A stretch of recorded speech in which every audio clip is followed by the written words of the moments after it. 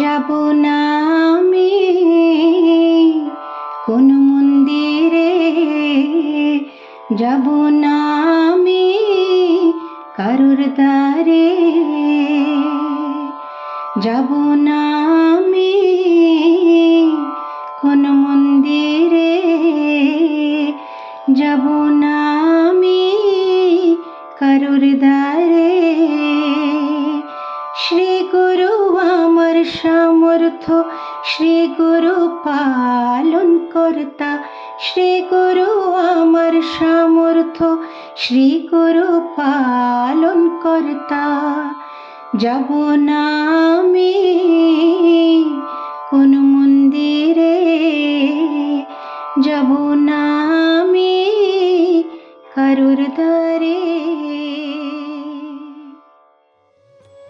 শ্রী গুরু ভাগবত দ্বিতীয় খণ্ড, মূল রচনা ডক্টর চন্দ্রভানু শতপথী, পর্ব 142। এই পর্বে আমরা আলোচনা করব গুরুকে অসম্মান করার প্রভাব।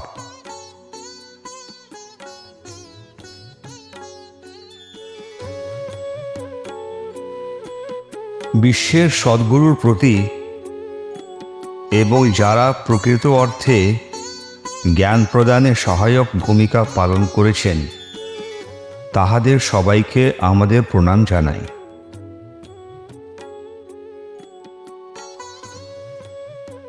যদিও শ্রী গুরু দেখতে একজন মানুষের মতন, কিন্তু ভিতর থেকে তিনি হলেন শ্রী হরি ভগবান। শ্রী গুরু যখন কারো প্রতি অসন্তুষ্ট হন, এমনকি ঈশ্বরও তার প্রতি অসন্তুষ্ট হন।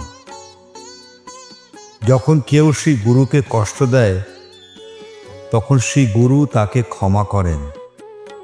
কিন্তু এই ধরনের জঘন্য কাজ যে কর্তা, সে প্রকৃতির নিয়ম অনুযায়ী একটি বিশাল বোঝা বা পাপের সৃষ্টি করে।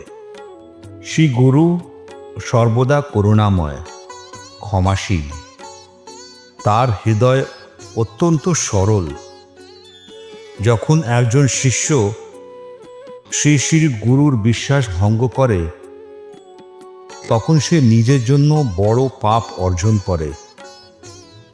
যদি কোনো ভক্ত শ্রী গুরুর প্রতি ব্যঙ্গ বিদ্রূপ করে বা তাকে অসম্মান করে, তবে তার অহংকার নষ্ট হয়ে যায়।